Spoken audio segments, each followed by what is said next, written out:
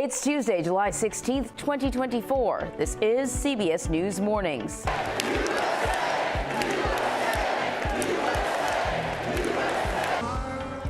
Former President Donald Trump rallies the faithful at the Republican National Convention, his first public appearance with his ear bandaged after surviving an assassination attempt, as he stands alongside his newly named running mate. Trump rally shooting investigation, what the gunman did hours before the event, as the Secret Service faces new questions about securing the building he fired from. And summer twisters, an outbreak of tornadoes in the Midwest takes out power to 500,000 customers and grounds planes at O'Hare. Well, good morning and good to be with you. I'm Anne Marie Green. Opening night of the Republican National Convention brought a dramatic moment when Donald Trump made a surprise entrance. Trump was subdued and appeared emotional as he walked out and pumped his fist to the crowd. He had a bandage on his ear for an injury he suffered during an attempted assassination 2 days earlier. Trump's appearance breaks with the tradition of candidates waiting for the last night of the convention to make their appearance. Sabrina Franza is at the convention in Milwaukee with a wrap of night one. Sabrina, good morning. Good morning, Anne Marie. With his now signature fist pump, former President Donald Trump walked out on the convention floor as a show of strength for his supporters, securing the Republican presidential nomination for a third time now with a new running mate. Former President Donald Trump arrived to cheers on night one of the Republican National Convention. Trump's ear was covered by a bandage in his first public appearance since surviving Saturday's assassination attempt. The former president stood next to his running mate, 39-year-old Ohio Senator J.D. Vance, who Trump announced earlier in the day on social media. I think he's an excellent choice. Vance, an Iraq War veteran and Yale Law School graduate, first rose to public prominence due to his best-selling memoir turned Hollywood film, Hillbilly Elegy. He once described himself as a, quote, never Trump guy, but says Trump's presidency changed his mind. President Joe Biden also reacted to the VP pick yesterday. He's a clone of Trump on the issues. I don't see any difference. Vance is set to formally accept the Republican vice presidential nomination in a speech Wednesday night. We hereby nominate every single one of them for the greatest president that's ever lived, and that's Donald J. Trump. Yesterday, the party officially nominated Trump for president in a roll call of state delegates. The theme focused on the economy, with speeches from governors, members of Congress, and the head of the Teamsters Union. We will create an agenda and work with a bipartisan coalition ready to accomplish something real for the American worker. Today's theme is Make America Safe Again. Trump's former 2024 primary rival, Nikki Haley, is scheduled to speak. The convention will also talk about the Republican Party's new platform, which includes a softer stance on abortion, tax cuts, and mass deportations for people here in the United States illegally. I'm Sabrina Franza in Milwaukee. Back to you. All right, Sabrina, thank you very much.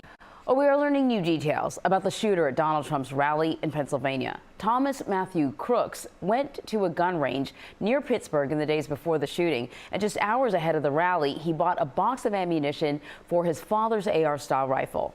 There's still no word on a motive, though, even though investigators cracked the gunman's cell phone. CBS's Scott McFarland reports. Happened. CBS News has learned the Secret Service did not sweep the building the shooter used to fire on the former president. Even though it had a direct line of sight to the stage, it was outside the security perimeter. But a local sniper team was inside the building at the time of the shooting. There he is. New video shows people in the crowd were pointing to the man on the roof at least 2 minutes before the first shot was fired. 13 seconds before the shooter opens fire, people run away from the building. Former President Trump was on the stage a little more than 400 feet away, where two sets of sniper teams behind him point their rifles in the direction of the shooter, appearing to spot something before the first shot rings out. The sniper teams opened fire, killing the would-be assassin. Entities, state and local, they are largely maybe operating on a different radio channel than the Secret Service. The Secret Service was relying on local police to fill out part of its specialized protective units. When I looked up, I saw blood on the podium. John Abel was in the stands behind former President Trump when the shooting began. At any point in the time since then, you asked yourself, how could this possibly happen? How could this be such a failure? Yeah, that was the only thing that's going through my mind for the last 48 hours. It just didn't make any sense to me. And it still doesn't make sense to me how they allowed this to happen at all. One person in the crowd was killed and 2 others critically injured. Do you feel like somebody let you down? Absolutely. Absolutely. Scott McFarland, CBS News, Butler, Pennsylvania. Well, now to a legal victory for Donald Trump. The classified documents case against him has been dismissed. A federal judge sided with the defense's argument that the appointment of special counsel Jack Smith was unconstitutional. CBS News chief legal correspondent Jan Crawford explains. In her 93-page decision, Judge Eileen Cannon said the special counsel was not properly appointed under federal law, ending, for now, Jack Smith's prosecution of the former president for his handling of classified documents. I had every right to have these documents, personal belongings, in boxes.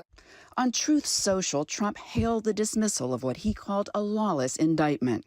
The decision largely tracks an opinion by Justice Clarence Thomas in this month's Supreme Court presidential immunity case when he suggested Smith's appointment was unconstitutional. Cannon agreed because, among other reasons, she said Smith was an inferior officer prosecuting Trump, not a U.S. attorney or an official confirmed by the Senate.